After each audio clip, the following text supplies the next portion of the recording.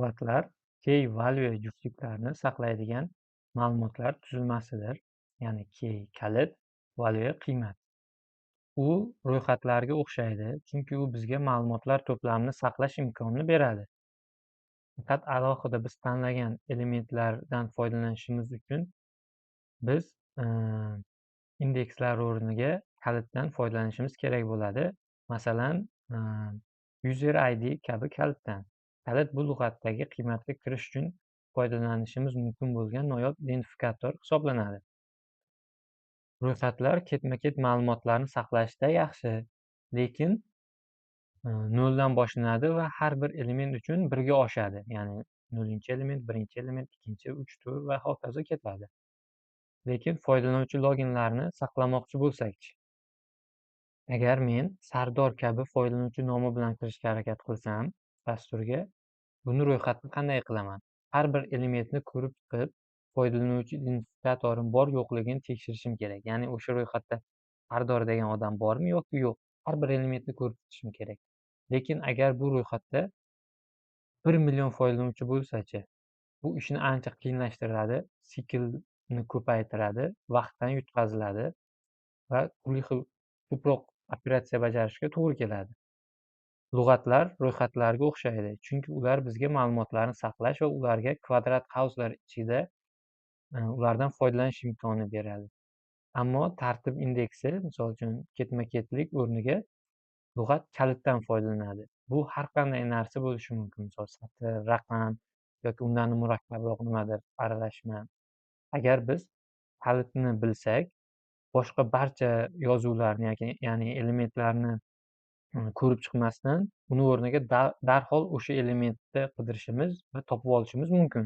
Lug'at namunasi sifatida quyidagini keltirish mumkin. Bu yerda nomlar va narxlar berilgan. Nomlar kalitlar, keylar, narxlar esa valuelar hisoblanadi.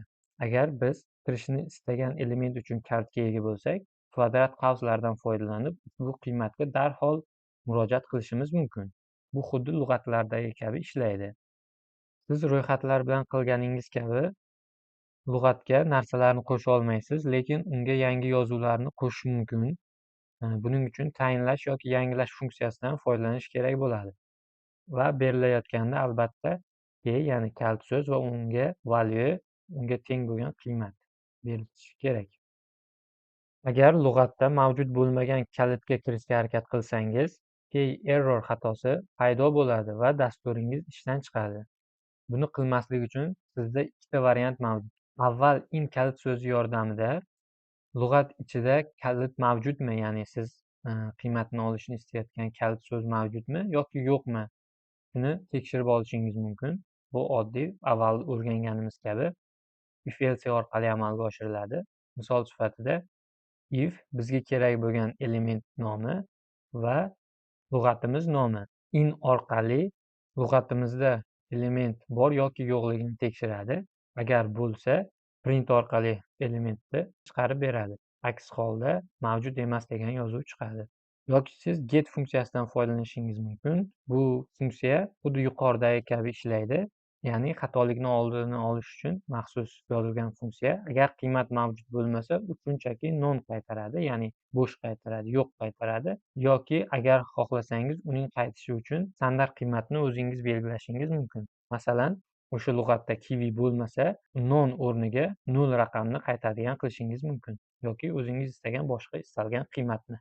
Ro'yxat bilan qilishingiz mumkin bo'lgan ko'p narsalarni lug'at bilan ham qilishingiz mumkin. Ya'ni u yerda ishlatgan metod funksiyalarni lug'atlarda ham ishlatishingiz mumkin. Masalan, siz lug'atning uzunligini len funksiyasi yordamida olishingiz mumkin.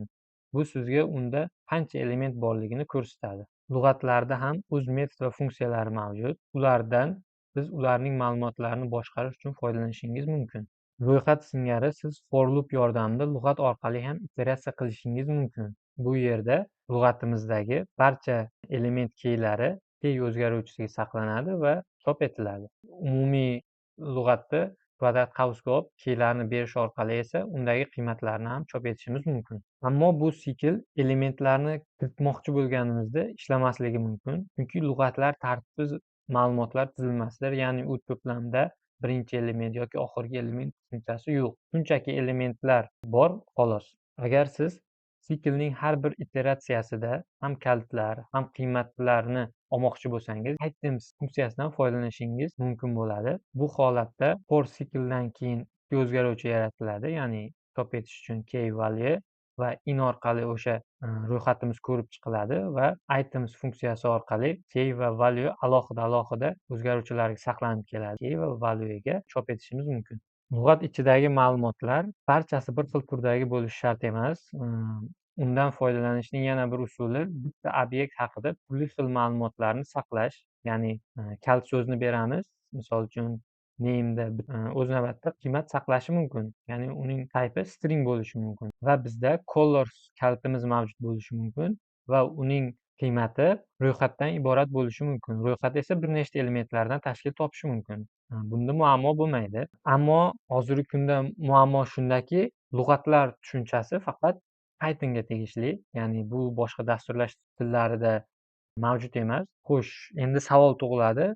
Qanday qilib biz Pythondan foydalanmaydigan tizimlar uchun dastur tuzyapmiz, ammo unda lug'atlardan foydalanishimiz kerak. Dasturimiz usiz ishlamaydi. Boshqa tizimlar bilan qanday integratsiya qilishimiz mumkin? Ya'ni ular qanday bizni lug'atlarga murojaat qilishi mumkin? Kabi savol tug'ilishi mumkin. Buning hozirgi kunda oddiy yechimi mavjud. Biz buni deyarli hamma tushunadigan formatga aylantirishimiz kerak. Hamma dasturlash tillari tushunadigan bitta format turiga o'tkazishimiz kerak bo'ladi. Bu seriyalashtirish deb ataladi.